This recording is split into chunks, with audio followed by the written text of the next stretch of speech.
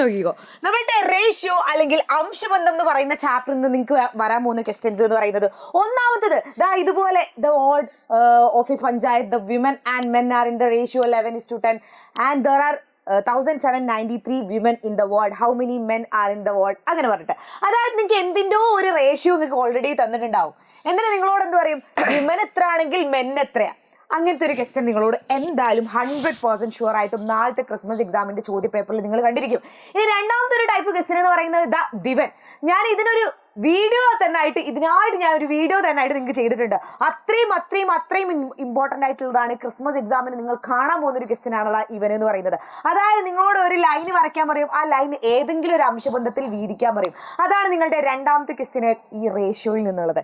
ഇനി അടുത്ത ചാപ്റ്ററിലേക്ക് നമുക്ക് പോവുകയാണെങ്കിൽ നമ്മളുടെ ഡെസിമൽ മെത്തേഡ്സ് അല്ലെങ്കിൽ ദശാംശ രീതികൾ എന്ന് പറയുന്ന ചാപ്റ്ററിൽ നിന്ന് നിങ്ങളോട് ഇങ്ങനെ ഒരു ഫ്രാക്ഷൻ തരും. ആ ഫ്രാക്ഷനെ ഡെസിമലിലേക്ക് മാറ്റാൻ പറയും, ദശാംശത്തിലേക്ക് മാറ്റാൻ പറയും. ഓൾസോ ഇതുപോലെ തന്നെ നമ്മളുടെ പെരിമീറ്റർ തന്നിട്ട് സൈഡ്സ് കാണാൻ പറയും, അല്ലെങ്കിൽ ഏരിയ തന്നിട്ട് സൈഡ്സ് കാണാൻ പറയും. ഈ പെരിമീറ്ററും സൈഡ്സും ഒക്കെ ഏരിയ ഒക്കെ ഇവർ തരുന്നത് എന്തായിരിക്കും എന്നറിയോ? അതൊക്കെ നമ്മളുടെ ദശാംശത്തിലായിരിക്കും ഉണ്ടാവുക. എന്നിട്ട് സൈഡ്സ് കാണാനും ഓക്കെ ഇതും ചോദിച്ചിരിക്കും. ഇനി അടുത്ത ആൾ നോക്കുകയാണെങ്കിൽ നമ്മളുടെ ഷോർട്ട് ഹാൻഡ് മാത്ത് അല്ലെ, കണക്കിലെ ചുരുക്കെഴുത്ത്. കുറച്ചൊരു പാടാണല്ലേ ചാപ്റ്റർ, പക്ഷെ പേടിക്കാനൊന്നുമില്ല.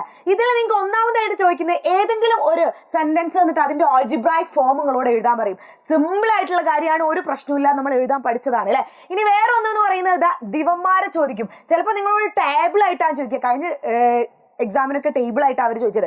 ടേബിളിൽ തന്നിട്ട് ഇവനും മാച്ച് ചെയ്യാൻ പറയും, ഏതാന്നൊക്കെ ചോദിക്കും നിങ്ങളോട്. അപ്പോൾ ഇത് എങ്ങനെയാണ് മാറ്റി എഴുതാന്നുള്ളത് നിങ്ങൾക്ക് അറിയാം. ഈ ബ്രാക്കറ്റിനെ അങ്ങോട്ട് മാറ്റി എഴുതുമ്പോൾ എങ്ങനെയാണ് എഴുതാന്നുള്ളതും നിങ്ങൾക്ക് അറിയാം അല്ലെ. അതാണ് നമ്മളുടെ ഈ ഒരു ഭാഗത്ത് നിന്ന് ചോദിക്കുന്നത്. ഇനി അടുത്ത കാൽക്കുലേറ്റ് യൂസിങ് ദ പ്രോപ്പർട്ടീസ്, ഉചിതമായ ഗണിത തത്വം ഉപയോഗിച്ച് കണ്ടെത്തുക എന്ന് പറഞ്ഞിട്ട് ദിവനെ തരും. അതായത് ഈ 103നെ 100+3 ഒക്കെ മാറ്റി എഴുതിയിട്ട്, ഇനി 15നാണെങ്കിൽ വേറെ എന്തൊക്കെയോ മാറ്റി എഴുതിയിട്ട്, 98നാണെങ്കിൽ 100 - 2 എന്ന് മാറ്റി എഴുതിയിട്ട് അങ്ങനെ ചെയ്യുന്ന ഒരു കണക്ക് നമ്മൾ ഷോർട്ട് ഹാൻഡ് മാത്ത് പഠിച്ചിട്ടുണ്ട്.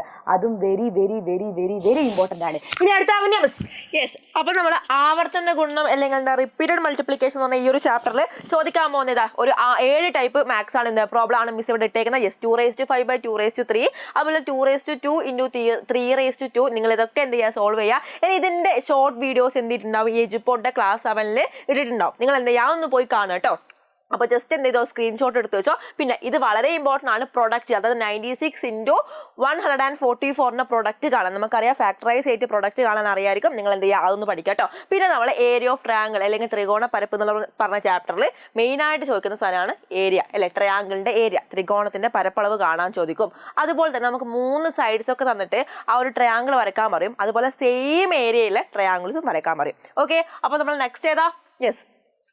നമ്പർ റിലേഷൻസ്, സംഖ്യാബന്ധങ്ങൾ എന്ന് പറയുന്ന നിങ്ങളുടെ ക്രിസ്മസിന്റെ ലാസ്റ്റ് ചാപ്റ്റർ അല്ലെ, ക്രിസ്മസ് എക്സാമിന് വരുന്ന ലാസ്റ്റ് ചാപ്റ്റർ. ഇതിൽ നിന്ന് നിങ്ങൾക്ക് വരാൻ പോകുന്നത് നമ്പർ ഓഫ് ഫാക്ടേഴ്സ് എന്തായാലും അടിപൊളിയായിട്ട് പഠിക്കണം. നമ്പർ ഓഫ് ഫാക്ടേഴ്സ് എങ്ങനെയാ കാണാതെ, എത്ര മാത്സ് അറിയാത്തവനായിക്കോട്ടെ മാത്സ് അറിയുന്നവനായിക്കോട്ടെ വളരെ പുഷ്പം പോലെ കാണാൻ പറ്റിയതാണ് ഇത്. അപ്പൊ ഈ നമ്പർ ഓഫ് ഫാക്ടേഴ്സ് കാണാൻ നിങ്ങൾ പഠിക്കണം. അതുപോലെ രണ്ടാമത്താണ് കോമൺ ഫാക്ടേഴ്സ്. ഈ കോമൺ ഫാക്ടേഴ്സ് കാണാൻ ഒരു പ്രൈം ഫാക്ടറൈസേഷൻ ഒക്കെ നിങ്ങൾക്ക് പഠിപ്പിച്ചു തന്നിട്ടുണ്ട്. ഇത്രയും ക്വസ്റ്റ്യൻസ് ആണ് നിങ്ങൾ നാളത്തെ ചോദ്യ പേപ്പറിൽ നിങ്ങൾ കാണാൻ പോകുന്നത്.